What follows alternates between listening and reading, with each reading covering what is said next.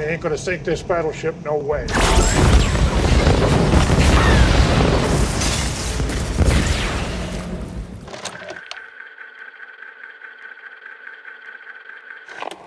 After the astounding financial success of Michael Bay's Transformers trilogy, toy company Hasbro doubled down on the Hollywood blockbuster business by trying to do the same thing with its Battleship property. And by that I mean that they actually tried to make the exact same Michael Bay Transformers movie, just without Transformers and Michael Bay.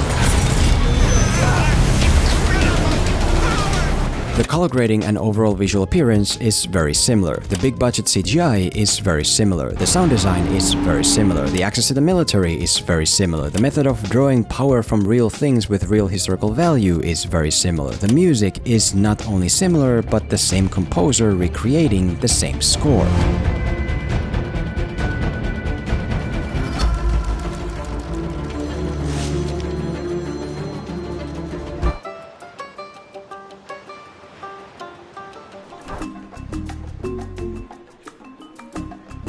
Overall, this movie may not have been made by Michael Bay, but I wouldn't fault you for thinking it was, because, I mean, just look at it.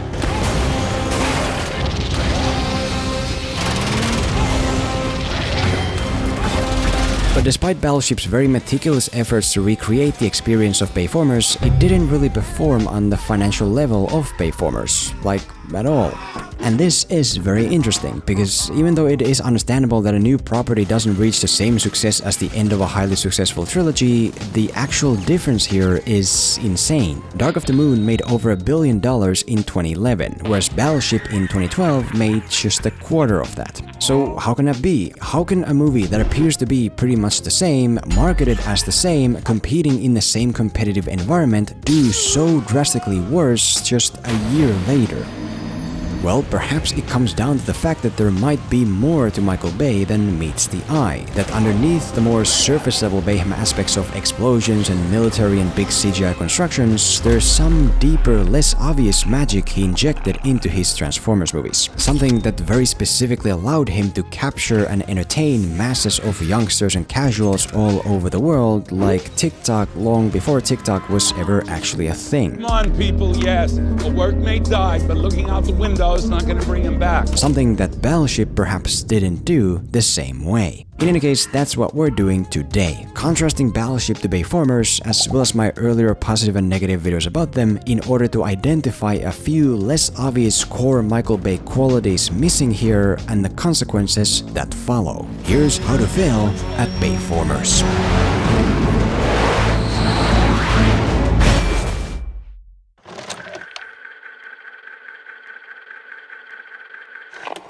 The first piece of less obvious Michael Bay magic is his endless insistence to supercharge his scenes with extra excitement that doesn't need to be there. In Revenge the Fallen, for example, the inciting incident of showcasing the Shard isn't enough for him, so there's all this other simultaneous hassle going on as well. The family is in the middle of moving. The dogs are doing dog things. The house catches on fire.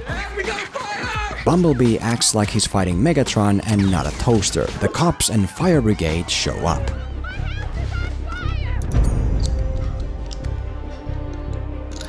You know, whether it's the mom getting high on campus or the nutcase boss having a seizure in an exposition scene, Michael Bay's goal is to entertain his audience in 15-second intervals, sometimes even a bit too effectively so.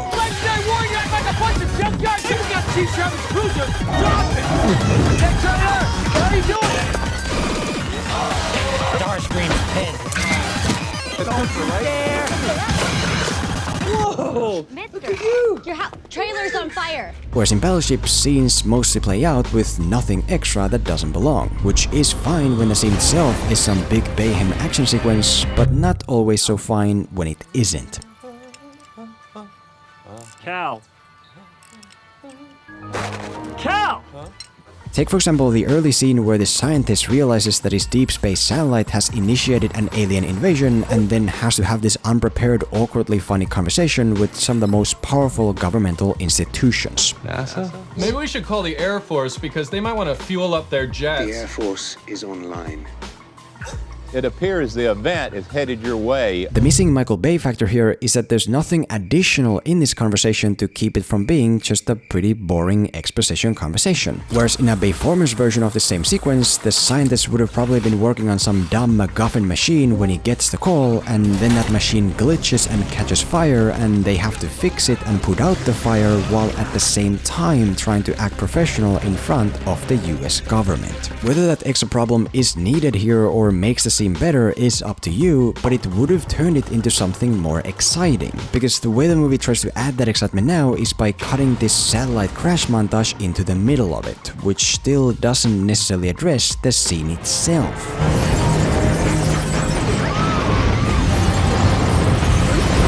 Significant contact with Hong Kong, but other places were also affected. Scotland, Germany, France, even Ireland. As another example with the same character, later on when the aliens have taken over the satellite camp, the scientist has to go in and get this communication device so that they can call and warn our main hero Hopper, who's on a battleship nearby. I do not possess that kind of courage. I'm gonna break my steel leg off in your Acquiring courage. And the way that essentially plays out is, he sneaks into his trailer to find the thing, he gets caught by an alien who just lets him go because they don't care about humans, and then he leaves. That's it. Functions, but pretty basic. Whereas a Michael Bay version of the same scene would have probably been something like this. Prior to this moment, the scientist would have been established to have a funny, unwarranted fear of dogs, like even the tiniest ones. And now, when he enters the trailer to find the thing, he comes face to face with the deadliest, most gruesome alien attack dog you've ever seen, resulting in this big skirmish where the scientist has to scramble to survive the alien dog's assault, and then somehow ultimately uses the dumb MacGuffin machine from before to kill it and gets the hell out before the aliens realize. Again, whether an unnecessary alien attack dog would have made the scene better is up to you, but I guarantee you 100% that it would have made it more exciting than the most basic version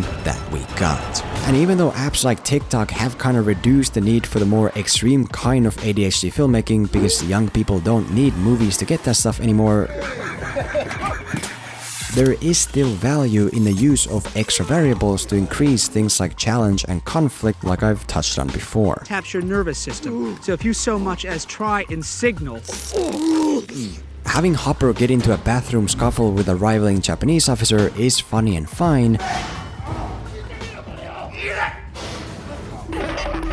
but wouldn't it be more funny and fine if the fight breaks a sink and then Hopper at the same time has to worry about stopping the leak before it grows out of control so that he doesn't get caught for fighting on the ship? Having Hopper fight an alien intending to destroy their ship's engine is exciting, but wouldn't it be even more so if Hopper steals a time bomb that the alien already planted and now has to worry not only about the alien chasing him, but also the ticking bomb about to go off in his hands? Make your own choices depending on how much your scene needs, but at the same time, always keep an open mind to Michael Bay's mentality of there could still be something extra.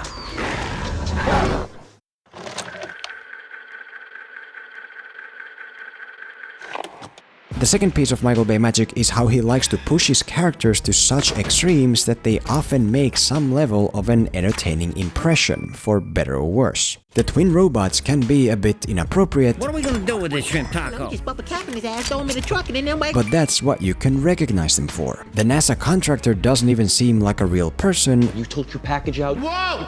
Whoa! You know we are not boyfriends, okay? And I'll have you fired. Oh yes, I will, Gaylord. But that's what makes him absurdly funny. You know, Sentinel Prime's betrayal comes out of nowhere, but it's that sheer extremity of the shift that for younger and more casual audiences especially leaves a distinguishable mark. For the sake of our planet's survival, a deal had to be made with Megatron. And in Battleship, things actually kind of begin the same way. We have our main hero Hopper, who's very entertainingly eccentric to the point where he'll break into a store to get a burrito just to impress his future girlfriend.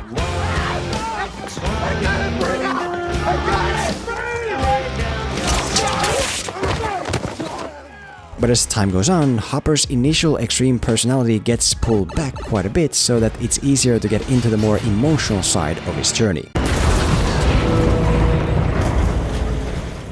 Which is totally understandable and very similar to Sam Witwicky in Bayformers. But the difference compared to Bayformers is that there are no substitutes here to fill that void of entertaining larger-than-life characters. We have, for example, this satellite subplot with 3 people: Hopper's kind and courageous girlfriend, the nerdy satellite guy, as well as a veteran with amputated legs. And there's nothing necessarily wrong with this group of characters. Like, the veteran's story of regaining his lost will to fight is something you can actually emotionally connect to. But the issue is that none of these characters are anything beyond average. They're average people with average personalities who mostly behave just like you'd in a movie expect them to behave. Let's see if we can't buy the world another day. Let's get in the vehicle. Let's go. I'm not getting in. This is your show now. I don't have a death wish. Thank you very much. Goodbye, everyone. And average is the word that describes pretty much every character here. We have the hard decorated father of the girlfriend. We have the wise caring big brother, the tough military chick, the tough military guy. I mean, the most extreme character is probably Todd from Breaking Bad, who says funny things at inappropriate moments. Shut up. Captain Jackson, Australia. And tells quirky stories about his lizard. Because this is my pet lizard, sir, Penelope III. But it's just not enough. You remember Todd from Breaking Bad because he was this nice, unassuming student who was suddenly doing the most extreme, horrendous shit as if it was nothing. Sorry, but I had to do it, and I would do it again. But you don't remember Todd from Breaking Bad in Battleship because there's really nothing extremely special about him to remember. Chicken? Kentucky Fried Chicken? Yeah.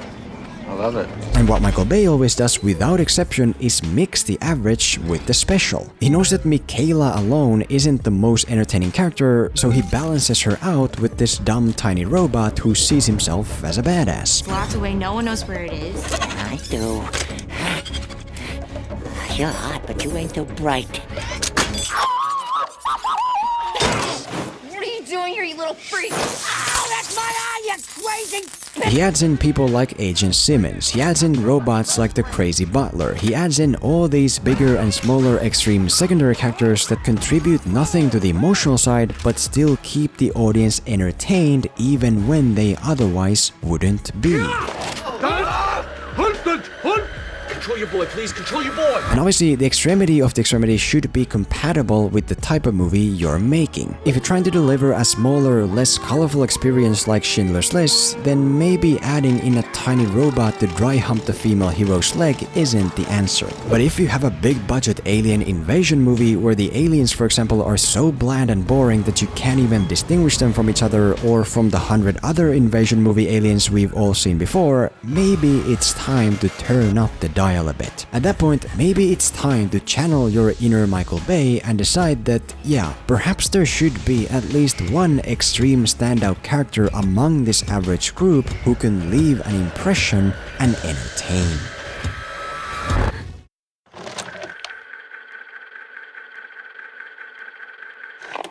The third key piece of the Michael Bay magic puzzle is how he always tries to deliver something new or improved that the audience can experience nowhere else. Dark of the Moon, for example, is a masterclass at this. We have an alien-invaded city with a giant robot worm that not only leads to astounding never-before-seen visuals, but also a manipulated physical world that takes Inception's rotating hallway and pushes way beyond it in scale. We have a real practical wingsuiting scene taking place in the middle of a visually war-torn city, which I'm pretty sure still today only exists in Michael Bay's Transformers: Dark of the Moon.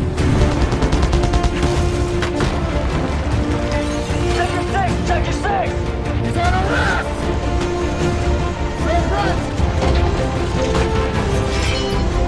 And despite Battleship's massive $200+ million price tag, very little of that money is spent on anything new. All the expensive naval explosions and ship sinkings, we've seen them in other Michael Bay movies. All the crazy destruction falling from space, Michael Bay movies. The behind-the-scenes access to the military, Michael Bay. The alien invasion with high-tech ships and armored suits. Well, the first part looks like a modified Bayformers design, whereas the second part could actually be something if something was actually done with the aliens. Overall, this movie isn't using its budget to deliver anything fresh or improved so much as it is just recycling stuff that has functioned in other blockbusters before. The only significant exception here being the stuff originating from the source material board game. You'll find plenty of smaller references like the aliens using canister bombs, which are basically pegs from the game, but smaller references is what most of that stuff ends up being. They ain't gonna sink this battleship, no way. Whereas the sequence that comes closest to actually offering a truly new, unique experience is this night battle toward the end of the second act. Essentially, Hopper's naval ship has lost the alien ships in the dark when they suddenly come up with the idea of using a tsunami detector chart to figure out where those ships are and essentially play a game of Battleship. Foxtrot 2-4. Foxtrot 2-4. Ready to fire. Fire!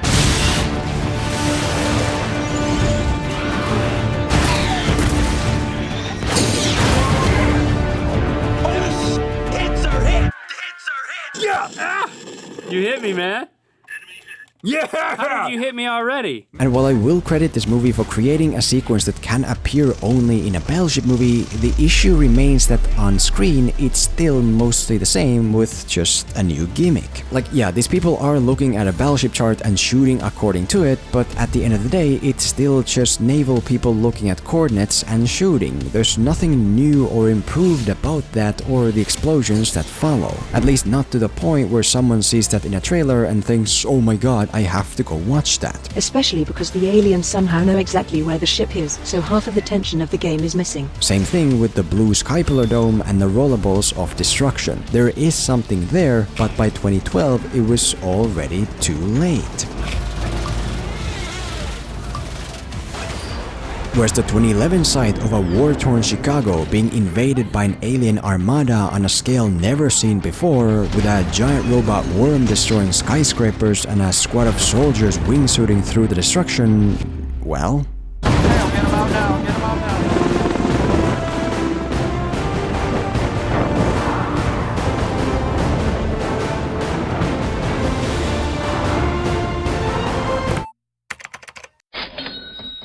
I understand that it's easier and more comfortable to just repeat the things that made money before, but today especially we live in such an abundance of content that you really have to work for the attention. If you want to do an alien invasion movie, then do it in a fresh way where the aliens are stuck and treated like refugees. If you want to do a naval disaster movie, then sink a real naval warship and give it this whole new level of veracity. If you want to do a naval combat movie, then do it in a more focused, hands-on way that hasn't been the norm. Overall, the only way you'll get people in the theater anymore is by coming up with a few major pieces of an exclusive experience. Because if you're not Marvel, then you have to be practical, or you have to be technological, or you have to be insane, or you have to be Michael Bay.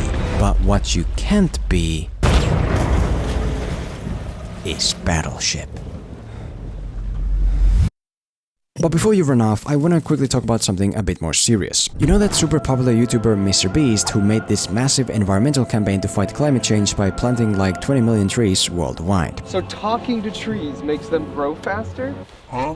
Bro, what do you want the planet to come on? See a house for fun? Well, after 4 years on YouTube, I want to do something similar. But the problem is that I can't be asked to actually go out and plant trees and whatever. And for someone like me, I wish there was some kind of website where I could see how much my personal lifestyle is affecting the environment and then have that effect offset for me. Well, that's exactly what you can do with Ren, who I'm joining forces with today. Essentially, you go to Ren's website to calculate your own carbon footprint and can then make up for it with a monthly subscription, which will be used for all kinds of environmental projects like reforesting in Scotland, protecting rainforests in the Amazon, preventing wildfires in California, and so on, all of which will be shared with you so that you can actually see what your money is being spent on and this way always claim moral high ground on Twitter. Ren is offering to plant 10 extra trees for the first 100 Filmmentor viewers who sign up, so check them out with the link below and make a big difference with minimal effort. Thanks for watching.